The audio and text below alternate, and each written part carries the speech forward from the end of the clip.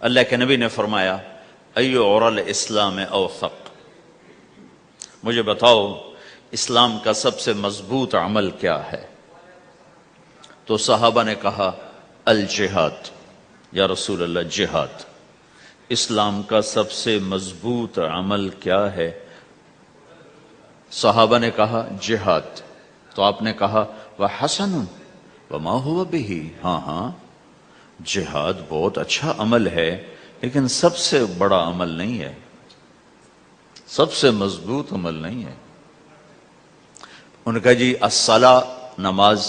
تو ہم نے کہا ہاں وحسنۃ وما ہی بہا، نماز بھی بہت اچھی چیز ہے لیکن وہ نہیں جو میں پوچھ رہا ہوں، سب سے اعلیٰ، سب سے اوپر، سب سے مضبوط نہیں۔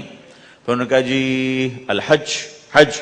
تو آپ نے کہا حج بھی بہت اچھا عمل ہے لیکن وہ نہیں جو میں نے پوچھا ہے۔ پھر صحابہ نے کہا جی روزہ، آپ کا روزہ بھی بہت اچھا ہے لیکن وہ نہیں جو میں نے پوچھا ہے۔ تو پھر صحابہ نے کہا یا رسول اللہ پھر آپ ہی بتائیں، ہمیں تو نہیں پتا۔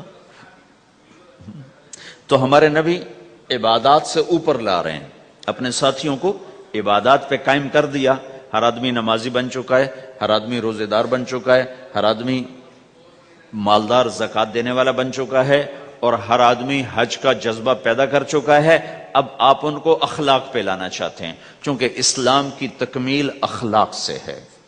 اسلام کو تشبیہ دی گئی ہے گھر کے ساتھ، بنی الاسلام علی خمس، تو بنیا کا لفظ عمارت پر بولا جاتا ہے۔ تو اسلام کی بنیاد میں ہے کلمہ، نماز، روزہ، حج، زکوٰۃ۔ اگر اس مسجد کی بنیادیں بھر دی جائیں تو اس کو مسجد تو نہیں کہیں گے نا۔ ہاں جی بنیادیں ڈال دی ہیں، چھت ڈالنی ہے، جب چھت پڑے گی تو پھر یہ مسجد کہلائے گی۔ تو اسلام کی بنیاد قائم ہو چکی تھی، اب آپ چھت ڈالنا چاہتے تھے۔ چھت کیا ہے؟ وہ اچھے اخلاق ہیں، تو اب آپ ان کو اوپر لا رہے ہیں، اوپر لا رہے ہیں۔ تو آپ نے جب پوچھا تو انہوں نے وہی کہا جو انہوں نے ابھی سیکھا تھا، نماز، روزہ، جہاد، حج، لیکن آپ نے سب کی نفی کر دی، نہیں یہ بھی نہیں، یہ بھی نہیں، یہ بھی نہیں، یہ بھی نہیں۔ کہا اچھا یا رسول اللہ آپ بتائیں۔ تو آپ نے فرمایا ان اوثق عرى الاسلام الحب للہ والبغض للہ، اسلام کا سب سے مضبوط عمل وہ آپس میں اللہ کے لیے محبت کرنا ہے۔ اسلام کا سب سے مضبوط عمل وہ آپس میں اللہ کے لیے محبت کرنا ہے۔ اسلام کا سب سے مضبوط عمل وہ محبت ہے، اللہ کے لیے بغض ہے، اللہ کے لیے محبت ہے، یہ اسلام کا سب سے مضبوط عمل ہے۔ تو بھائیو یہ چھوٹا سا معاشرہ اسلامی بن جائے، اس کے لیے بنیاد میں نے پہلے بتا دی، اب چھت بتا رہا ہوں، وہ ہیں اچھے اخلاق۔ اللہ تعالیٰ نے جب ہمارے نبی نے نماز لمبی پڑھی تو اللہ نے کہا درمیانی پڑھو، میں نے ابھی بتایا۔ تبلیغ میں دکھ زیادہ جھیلا تو اللہ نے کہا درمیانہ چلو۔ لیکن جب اللہ کے نبی نے اخلاق بلند کیے، اخلاق، تو اس پر بھی اللہ تعالیٰ فرماتا میرے نبی ذرا اتنا نرم نہ ہو، تھوڑا سا سختی دکھا، آنکھیں دکھا، تھوڑا شوں شاں کر۔ ہیں تو میرے رب نے کیا کہا؟ واہ، میرے رب نے آپ کے اخلاق کی جیسی تعریف کی ہے، آپ کے کسی عمل کی ایسی تعریف نہیں کی۔ نماز کو کہا معتدل، اعتدال، دعوت کو کہا اعتدال، اور اخلاق کو کیا کہا؟ انک لعلی خلق عظیم۔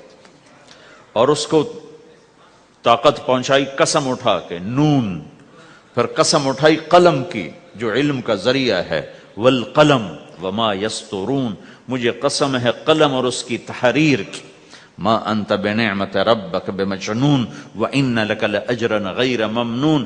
ان دو آیتوں کو چھوڑ کر اگلی جو آیت آ رہی وانک لعلی خلق عظیم، اے میرے محبوب میں قسم اٹھاتا ہوں قلم اور اس کی تحریر کی، تیرے اخلاق بڑے عالی شان ہیں۔